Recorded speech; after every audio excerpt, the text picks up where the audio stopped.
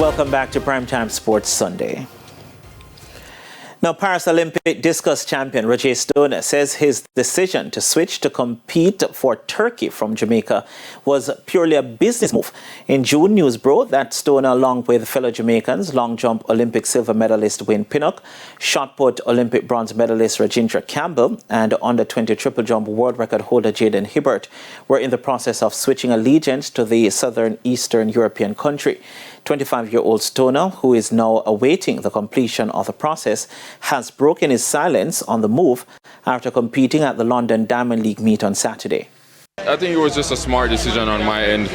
If the offer came up, and based on how my career is going, I think it was the smartest decision so far in my career. So I got to think about it as I'm a professional. So I just took up the offer as it came to me.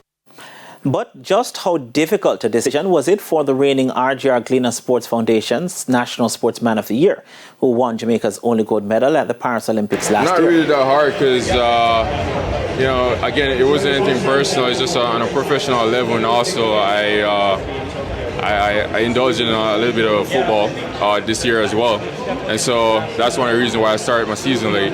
And so I was likely to go sign with a team in the NFL and probably not throw for Jamaica anymore. So I mean, it was kind of one of them dilemmas.